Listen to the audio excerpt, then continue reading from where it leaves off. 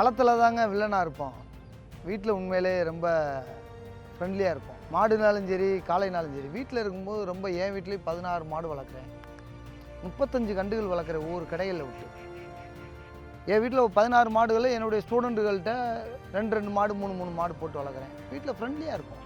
மாடு மேலே அவ்வளோ பாசமாக இருக்கும். களமாக வரும்போது தான் பார்த்தீங்கன்னா அந்த இடத்துல காளையில் அணைகிறதும் அது பிடிக்கிறதும் அது துள்ளி குதித்து நம்மளை குத்துறதும் அதுகள் மேலே நம்மளும் அதை துள்ளி குதித்து குத்தும் போதும் அதை இறுக்கி பிடிச்சி அணைஞ்சு நம்ம திமிர்றதும் அந்த மாதிரி ஒரு இதுதான். மற்றபடி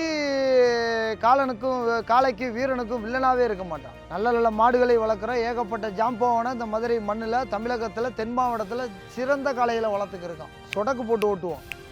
ஏன்னா இந்த அளவுக்கு நம்ம காளையை பிடிக்கிறோனோ அந்த அளவுக்கு எங்கள் காளையை பிடிக்கிறோம் எதிரி காளையில் பிடிக்கிறதுக்கு துணிச்சல் உள்ளது. பெரும்பாலும் ஒரு காளையில் வளர்க்க கற்றுக்கிட்டா ஒரு காளையை பிடிக்க கற்றுக்கிறணும். நம்ம காளையை ஒருத்தன் பிடிக்கிறேன் அப்படின்னு தெரிஞ்சால் மறு ட்ரிப்பு சாக்ஸ் பள்ளியில் போட்டு இறங்கி நம்மளே அந்த காளையை பிடிக்கணும். அதுதான் களம்.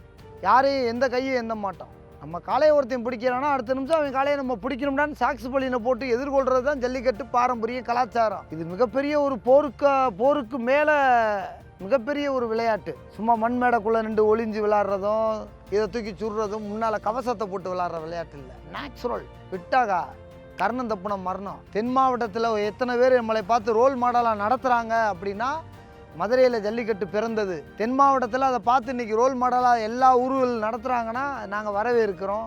அது மிகப்பெரிய நடத்தக்கூடிய ஒட்டுமொத்த ஜல்லிக்கட்டு நடத்தக்கூடிய மிகப்பெரிய நன்றி. எதுலேயும் துணிச்சல் நிற்கக்கூடியவர்கள் தான் இந்த வீர விளையாட்டின் ஜல்லிக்கட்டு.